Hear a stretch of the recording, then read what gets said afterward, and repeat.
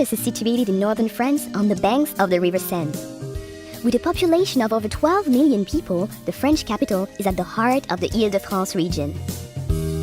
Paris earned her name the City of Light during the Age of Enlightenment, when many visionary ideas were born. It is a light that has remained undimmed and which now attracts 42 million visitors a year, making Paris the most visited city in all the world.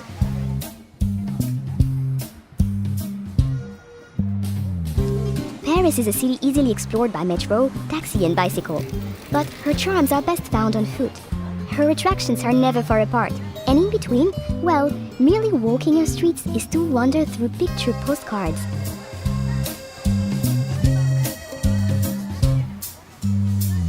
The engine room of Paris is La Défense. This modern business district, filled with light and art, is testimony that Paris is designed for living, even when at work. From the futuristic Grand Arche at La Défense, the 6-mile-long historic axis of Paris leads us back into France's grand past.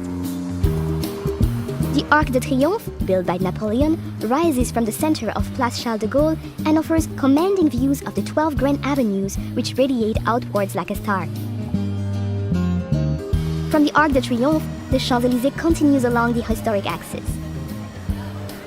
This grand avenue is where Parisians come to dine, shop, enjoy the theater, and to celebrate life.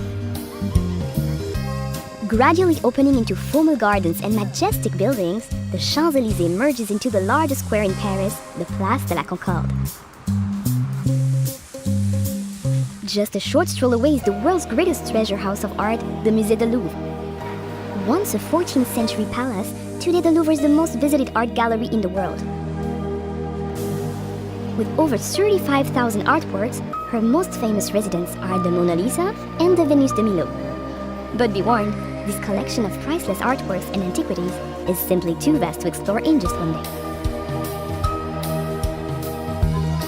Not far from the Musée du Louvre stands the Centre Pompidou, displaying the largest collection of modern art in Europe.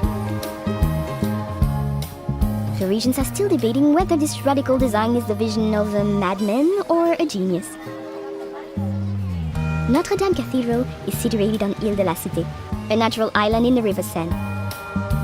Completed in 1345, this Gothic masterpiece, with her flying buttresses and gargoyles, has played center stage to some of the defining moments of French history and literature.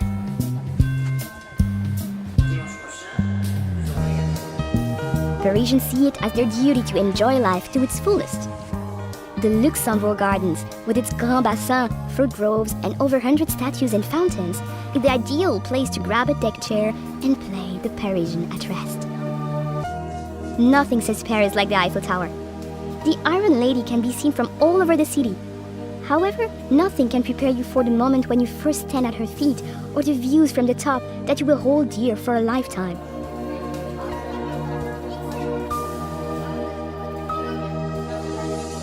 Looking north, the city rises into the hillside neighborhood of Montmartre. Once the artistic center of Paris, her twisting streets and narrow lanes were at one time the home of Picasso, Dali, and Van Gogh. They are the perfect place to lose yourself and discover those special Parisian moments. But you can never be lost for long in Montmartre. As long as you head upwards, you'll eventually come to a gleaming white crown, Sacré-Cœur Basilica. Leave the bustling city behind and step through the gates of the Cimetière du Père-Lachaise.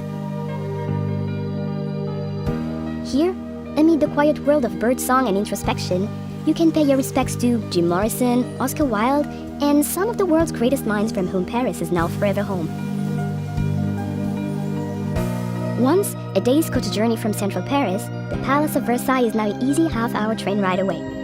This magnificent 17th century chateau welcomes everyone, from heads of state to backpackers. The River Seine runs right through the heart of Paris, creating a natural divide between her famous left and right banks. Of her 37 bridges, the Pont Alexandre III is considered the most ornate, while the graceful Pont des Arts offers some incredible vistas of the city. Artists and photographers gather here to capture the light, while lovers attach padlocks to the railings, as if to say, "This is Paris. Now we are Paris too."